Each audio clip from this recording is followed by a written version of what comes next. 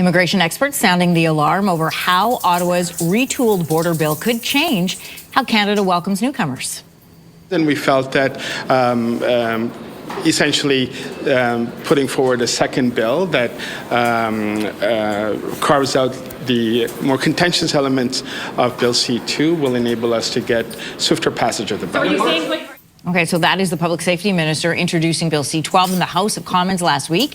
The bill does not include new powers for law enforcement that civil liberties groups objected to, but it does include controversial changes to Canada's immigration system. So for more on the concerns, we're joined again in studio by Chantal Desloges. She's an immigration and refugee lawyer at the Canadian Immigration Lawyers Association. Good to have you back. Thank you. So the contention around this bill was around, this conflict between civil liberties and, people who are concerned with newcomers' rights. The civil liberties portion has been appeased. This looks like it's going to pass. It will allow Cabinet to cancel several immigration documents if the government believes it is, quote, in the public interest to do so. What does that mean? Yeah, it's a good question. I mean, when the government says the only criterion is that it's in the public interest, every lawyer knows that that's code for whatever the government wants it to mean at that time. And I think, honestly, every Canadian should be concerned about this bill, even if they think that immigration doesn't impact their life directly, because this untrammeled discretion that they're trying to give themselves with no checks and balances whatsoever to cancel entire categories of not only applications of people who've applied in good faith and are complying with the rules, but even people who have already been issued permits. They can be canceled retroactively under this new law, even if people qualified under the law. So this has nothing to do with illegal immigrants, and in fact has nothing to do with border security, which they're kind of giving it this title of border security. It's nothing to do with that. The Trudeau government was criticized for increasing the immigration allowance into this country. They admitted in their own words that they had made a mistake. They changed the numbers. They changed the requirements. Is this trying to fix a problem that they feel like they created? Yes, that's 100% what it is in my view. They realized that there were way too many people let in way too short of a time, and now they're trying to furiously backpedal. But the problem is they're now trying to take procedural rights away from people who are fully in compliance with the law. This is not the fault of applicants. This is them trying to backtrack and fix a mistake that was made. But I feel like they're making another mistake again. They're adding insult to injury. One of the reasons it's important to have these conversations, there's a narrative out there right now that immigration was bad for Canada. It's taking things away from people who are in this country, and it's hard to get people to care about immigration if either you're not an immigrant or it doesn't affect you directly. But you're saying every Canadian should be concerned for a number of reasons. This bill would ban refugees from Immigration and Refugee Board hearings if they don't apply for asylum within a year of entering Canada.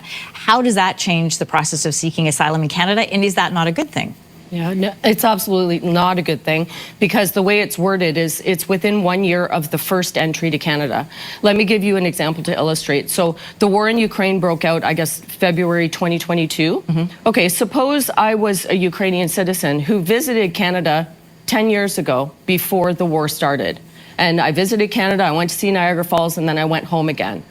Why should that then bar me in February 2022 from making a refugee claim now that the situation has completely changed? I mean, what does my entry to Canada more than a year ago have to do with what's going on in my country of origin right now? It's completely arbitrary. Data from Immigration, Refugee and Citizenship Canada shows that the extent of the backlog, we've done lots of stories. This story has made headlines before.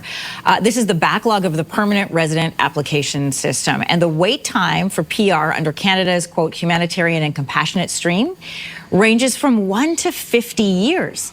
Some experts are warning the government could use this bill and its new powers to cancel applications to clear up this backlog. Is that a real concern? That is a real concern, because if you read the law the way it's written now, nothing would stop them from actually doing that.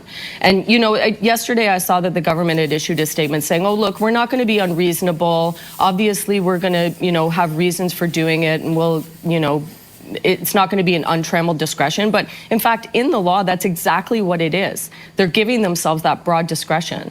And I don't think, especially in today's environment, I think we can see what's happening in the world. It's important that the law has safeguards on it to avoid it being abused in the future. All right, Chantal, that is all the time that we have now, but lots more to discuss as this moves forward. Immigration and refugee lawyer at the Canadian Immigration Lawyers Association. Chantal, thanks so much for being here.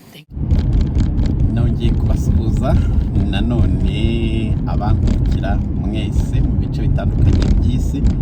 Ndizera ko mumeze neza kandi ndizera ko weekendi ari uburyohe ibintu ari sawa sawa. Nabanje rero kubashyiriraho akavideo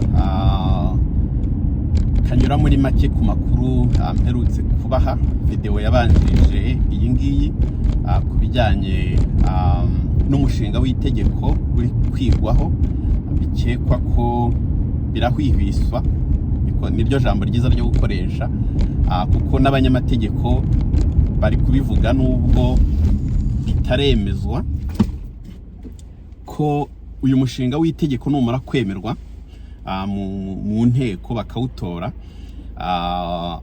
ushobora kuzagira ingaruka ku ma applications yakozwe menshi. Nkuko nabivuze, bavuga ko uteranyije applications ziri muri systeme z'abantu basabye amaviza muri kategori zitandukanye ashobora kuba agera kuri miliyoni zirenga 2. Bakaba bavuga ko bishoboka ko nta buryo buhari bwa nonaha bwazatuma izo applications bazikoraho. Hari abantu bamaze igihe kinini batarasubizwa. Hari abantu bavuga ko basabye amaviza gicwari nko muri za 2024 mu ntangiriro bakaba batarasubizwa. Hari abantu bari muri process z'ama sponsorship, gusponsoringa abantu babo, nabo bamaze igihe barashyizemo applications batarasubizwa. Hari abasabye kuza kwiga, hari abasabye kuza gukora. Harimo ama applications menshi cyane atandukanye batarakoraho. Nukuvuga ko ntibarazitacinga ngo nibura bagire na update baho umuntu aho processing igeze. Bakavuga rero ko iyi bill bari gupasinga, bill C-12 niko yitwa, bayitiriye ko ari ya border security. Border security cyane cyane isa nishingiye nyine ko bantu binjira mu gihugu, baba binjiye banyuze y'ubutaka bava muri south kuri side ya USA, baba ari abinjira mu gihugu ku bibuga by'indege yenda bagahita se bidekarara, ari abidekarara se bari mu gihugu. Iyo yumvise bayivuga ibisoundinga nkaho ari muri izo kategori, ariko harimo amakoroza atandukanye bivuga ko government iri gushaka kureba uburyo yazabona impamvu zishobora gutuma ishobora kurisetinga ibintu by'ama applications, ikaba yafata imyaka runaka nkuko nabivuze igakansoringa ama applications, yewe ngo n'ababa bari bageze kuri step isa nkaho ari iya nyuma bashobora kubikansoringa. So nibyo bivugwa rero, ngira ngo mwumvise umunyamategeko arabisobanura neza ikigambiriwe cyane ko ari yo mpamvu, kuko bafite ama applications menshi batarakoraho kandi mu mategeko bagomba kuyakoraho ubundi. Ariko bayakoraho bate? Ibisubizo bimwe biba bihari umuntu yatekereza byagakoreshejwe mu kongera abakozi. Ubwo nibavuga kongera abakozi mu ma immigration offices atandukanye ku isi hirya no hino, a processing amadosiye na hano mu gihugu, ubwo hituvugamo na budget, ibyo byose bihita bijyana. Ariko tukanibuka ko hari n'ikibazo mu gihugu ubwacyo, hari ibindi bari kurwana nabyo. Navuga ko immigration irimo ibintu bivangavanze, ariko bikaniyongeraho n'ubuzima bw'igihugu uko buhagaze muri iki gihe muri segiteri zitandukanye. So leta irimo irarwana n'ibintu byinshi, bavuga ko ishobora kuba irimo yishakira impamvu yo guhita ikansoringa ibyaba bitarakorwaho byose, ikiyorohereza akazi yenda igatangira ubundi bushyashya. Hari abantu nahise numva bagize impungenge ndetse bahitamo gukuramo ama applications yabo, nk'abantu bari barasabye amaviza, nk'abantu bashaka kwitabira ama conference runaka.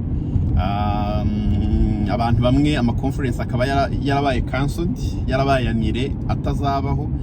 Mu busanzwe haba hari igihe bashobora no kuguha viza n'icyo wari wayisabiye cyararangiye, ariko bitavuze ko iyo viza ushobora kwigendera ngo winjire mu gihugu uramutse udafite indi mpamvu, kuko icyari kikuzanye cyararangiye.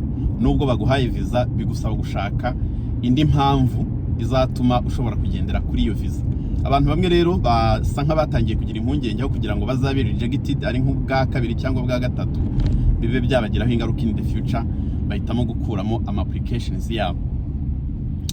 Izo ni decision z'umuntu, ntabwo yenda ari inama natanga, ariko uramutse utekereza ukavuga ati nkurikije ko application yanyu imeze na supporting document nashyizemo zishobora kuba muziba rejected byoroshye, bityo bikaba byangiraho ingaruka in the future, kuko uko bakwima visa kenshi ni nako n'ubutaha uramutse utanze application bakabonamo n'akantu na gatoya babona batumva neza kuko bigeze kwikwima, ni izi ku mu officer rwose guhita refusinga agashyiraho impamvu ze. Ubwo rero abantu bamwe ngira ngo ni iyo mpamvu yatumye bashaka kubikora.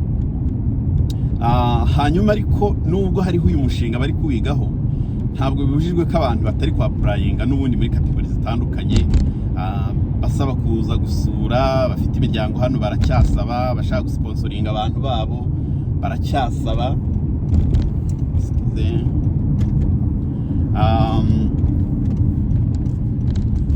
Abantu babonye akazi bashaka ma work permit baracyasaba, kategori zitandukanye. Navuga ko ibintu bigikomeje nubwo imibare yagabanutse, ariko abanyamahirwe yenda si abanyamahirwe wujije ibyangombwa bisobanutse hatarimo ibintu biri mutume umuntu wiga kuri dosiye yawe abyibazaho, kuko ntibirirwa batekereza kabiri ikintu babona kidasobanutse, ubwo kiba impamvu yo kukurejectinga, niko navuga. So akandi nashaka kongeraho cyane cyane bavugamo kuri iyi biri, nuko bavuga ko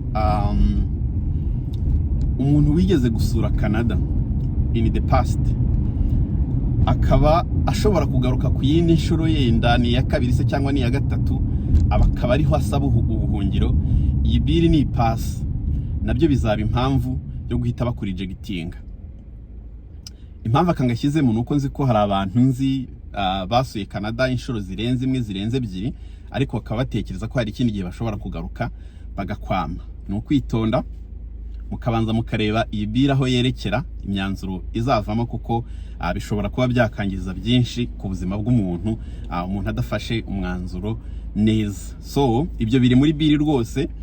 Uramutse warigeze ugera muri Canada inshuro imwe inshuro ebyiri, ukaba yenda ugarutse bwa kabiri bwa gatatu, kandi ukaba uri mutekereza ko ariho ushobora guhita uhaguma, ni ukwitonda, kuko kuri iyi nshuro iyi biri nibayipasa, nababwiye ko igeze kuri second reading. Ni ukuvuga ko second reading barongera bakayidefanda, bayidefanda bakayivugaho, bakayidiscussinggaho, hanyuma ibibazo byibazwa byamara gusubizwa bagatora, yamara gutorwa, ubwo imaze gutorwa mu by'ukuri navuga ko ibigeze kure, haba hasigaye kwa justing ibyo bakeneye kwa justinga, ubundi ikazaba itegeko ryuzuye. Ni ukuvuga rero ikijya mu bikorwa harimo ingingo nyinshi zishobora kuzatuma abantu bamwe ubusabe bwabo buhita bwangwa mu gihe baba barigeze kugera muri Canada mbere. Ubwo rero mukomeze mube hafi ku makuru atandukanye cyane cyane ya immigration ngenda bagezaho, ariko kandi mbere yo gufata umwanzuro runaka cyane cyane ujyanye na immigration, kuko n'ubundi n'ubusanzwe n'umwanzuro utoroshye gushaka gutangirira ubuzima ahandi hantu hashya, kureka akazi wakoraga, gusiga umuryango, navuga ko ari ugufonda bushya ku bintu byose. N'ubusanzwe navuga ko atari ibintu byoroshye, atari imyanzuro yoroshye, umuntu bimusaba mu by'ukuri kubanza agatekereza neza, byaba na ngombwa akabanza akagisha inama. Ngaho rero ni mukomeze mugubwe neza. Nari ngerageje kongeraho ako ngako, murabibona ko ndi mu mihanda ndimo ndajya gupagasa. Mugire amahoro, turi kumwe naho utaha. Ciao ciao.